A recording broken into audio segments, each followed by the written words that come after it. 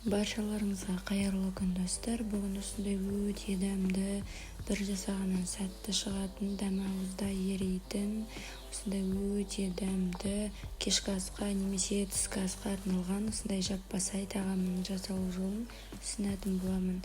Жасалуы да құрамы да өте оңай әрі өте дәмді шығады. Ол үшін ең алдымен пиязды алып жақсылап тұрып көбіктеп турап алатын боламыз. Өзіңізге ұнаған кез келген көкөніс түрін пайдаланып қоссаңыз болады. Мен тек пияз бен сәбізді ғана қолдандым. Кез келген болгар бұрышы немесе басқа да әртүрлі көкөністерді пайдаланып көріңіздер. Осылай сәбізді де жақсылап турап алдым. Айтпақшы достар, менің каналыма тіркелмеген болсаңыздар тіркеліп, мені қолдап отырыңыздар.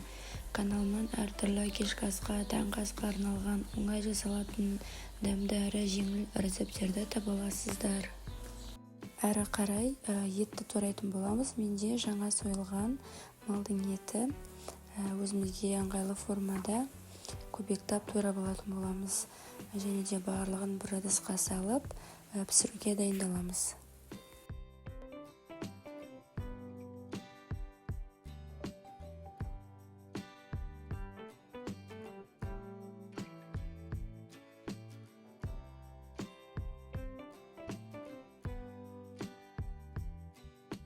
Газымызды жағып, үстіне қазанымызды қойып, аздап өсімдік майын құйып, бірінші сәбіз бен пиязымызды жақсылап тұрып, қоңырқай түске енгенше орташа отта 5-10 минуттай қуырамыз.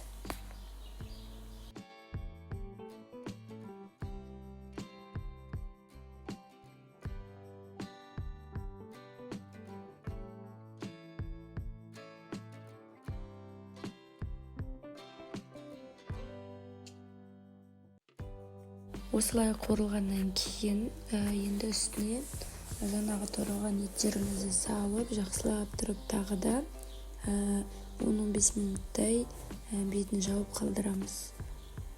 Жақсылап тұрып етті қуырып алатын боламыз, бетін жауып қалдырамыз. Сол кезде өзінің суы шығып, осындай асты кеп кетпей, сондай күшті болып қуырып тұрады. Қуырып болғаннан кейін үстіне дәміне қарай тұз, бұрыш қоссаңыздар болады. Өздеріңізге ұнаған кез келген дәмдеуіштерді қоса бересіздер. Айтпақшы достар, менің каналыма тіркелмеген болсаңыздар тіркеліп, мені қолдап отырсаңыздар деген өтінішім бар. Қазақ тілді каналының дамуына өз үлестеріңізді қосып, мені қолдасаңыздар қуанып қалар едім. Осылай қуырылғаннан кейін үстіне су құйып, тағы да баяу отта 15 минуттай қалдырамыз. Және де 15 минут қайнағаннан кейін үстіне бір ас қасық томатный паста қосып, баяу отта етіміз піскенге дейін бетін жауып қалдыратын боламыз. Әрі қарай осы тамақтың негізгі құрамы қамырын дайындаймыз. Орташа тығыздықта қамыр дайындау керекпіз. Ол үшін мен комбайнды пайдаландым. Қажетті мөлшерде ұнды, суды, тұзын барлығын көз мөлшермен салып, комбайнның кнопкасын басып қалдым. Өзі елеп, өзі жазып берді. Комбайн болған негізі өте рахат екен. Осылай барлығын осылай жұмсақ күшті болып қамыр шықты. Осылай дайындау болғаннан кейін тағы да бетін салфанмен жауып қалдырамын.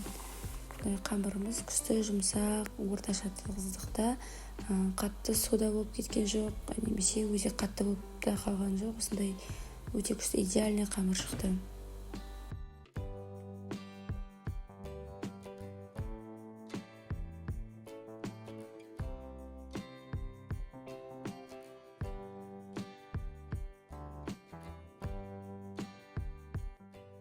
Қамырымызды тындыруға 5 минутқа қалдырамыз. Осы уақыт аралығында осы тамақтың салмасына мен картошканы пайдаландым. Сіздер оны қоспасаңыздар да болады.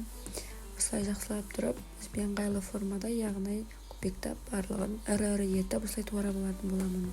Осылай турап алғаннан кейін жаңағы қамырды алып, осында кішкентай бөліктерге бөліп алып, осы комбайнның қамыр жаятын насадкасы болған. Сол насадкасымен қамырды осылай тез жайып шықтым. Негізі комбайн болған өте күшті, рахат екен. Бұрын оқтаумен жазып қайналатын едік.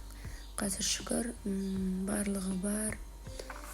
Осылай жақсылап тұрып, барлығын жұқа етіп, тез бір 15 минуттың ішінде барлығын осылай жайып шықтым. Жайып шыққаннан кейін бір-бірінің үстіне өсімдік майын жаға отырып, осылай орналастырдым.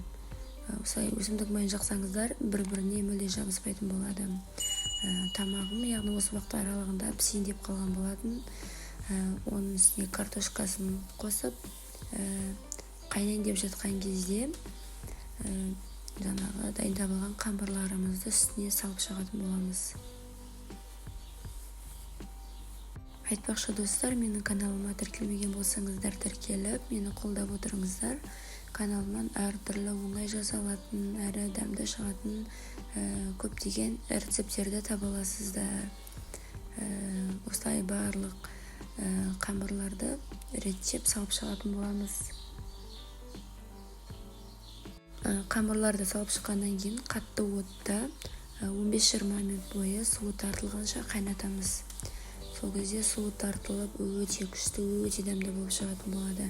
Міндетті түрде осы рецептпен осы тамақты жасап көріңіздер. Өте дәмді әрі өте оңай жасалады. Сіздермен болған дәмді рецептер жинағы менің каналыма тіркеліп, мені қолдап отырыңыздар. Осылай піскеннен кейін қамырын осылай салып аласыздар. Бір-бірінен оңай ажырайды.